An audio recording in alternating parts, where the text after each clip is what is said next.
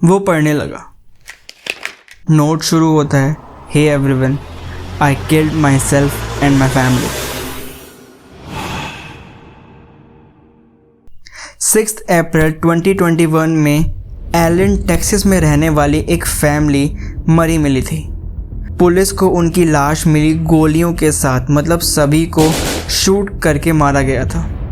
It's a very clear case of murder. अब reason कुछ भी हो सकता था, दुश्मनी, फिरौती ना देना, बदला लेना या फिर चोरी, लेकिन पुलिस को इस इंसिडेंट के रीज़न पहले से ही पता था और इतनी बड़ी इन्फॉर्मेशन का सोर्स था एक टीनेजर का इंस्टाग्राम प्रोफाइल।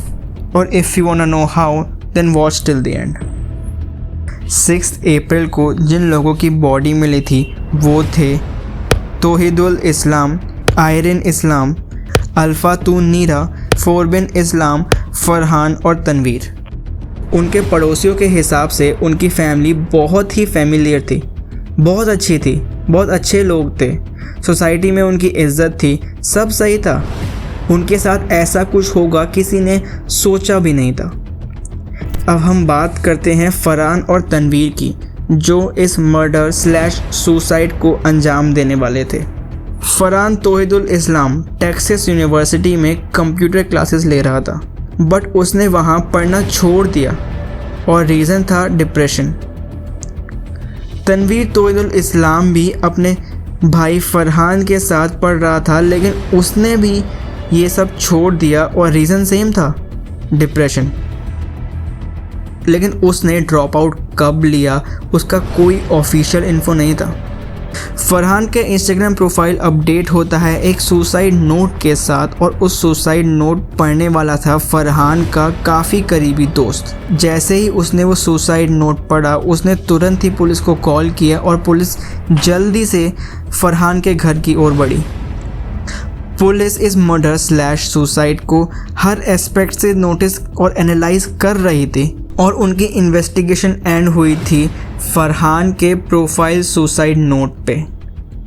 पुलिस के हिसाब से ये कोई जोश में आने वाला डिसीजन नहीं था, बल्कि सोचा समझा 1 महीने से प्लान करा हुआ डिसीजन था। ये सब शुरू होता है फरहान के 9th स्टैंडर्ड में, जब उसने ये रियलाइज़ किया था कि उसे डिप्रेशन था। एज हिज सुसाइड नोट, उसे कोई नॉर्मल डिप्रेशन नहीं था। वो उस स्टेज पर था कि जहां उसे अपने आप को चोट पहुंचाना बहुत अच्छा लगता था। उसने ये साफ साफ लिखा था कि वो अपने आप को दिन में 2 बार काटता था और अपने आप को मारना उसे बहुत अच्छा लगता था। जब उसके घर में ये बात पता चली कि फरहान को डिप्रेशन है, तो उसके पापा ने उसे मेडिकल कैंप में भेज दिया और वो वहाँ ठीक भी हो गया था। थोड़ी एक्सरसाइजेस, थोड़े medicines and he feel very normal. Farhan ने खुद कबूल भी किया था कि अब उसकी लाइफ बहुत अच्छी हो गई थी। उसे कोई डिप्रेशन नहीं था, उसकी एक गर्लफ्रेंड भी थी और उसका एक सॉलिड फ्रेंड ग्रुप भी था। It sounds very peaceful, right? Farhan ने ये एडमिट भी किया था, लेकिन ये सब कुछ होने के बाद भी उसे कुछ अच्छा नहीं लग रहा था। उसने ये मेंशन किया था कि कॉलेज में उसके रूममेट को भी डिप्रेशन था, लेकिन उसके पास विल पावर थी, तो उसे मेडिसिन की ज़रूरत नहीं पड़ी। और उसके टोटली ऑपोजिट फरहान लिखता है कि उसके पास बिल्कुल भी विल पावर नहीं थी। उसने कॉलेज से ड्रॉप आउट लिया और घर पे अकेले रहने लगा। फरहान लिखता है उसने खाली समय में अपने भाई के साथ एक टेलीविज़न शो देखा, द ऑफिस।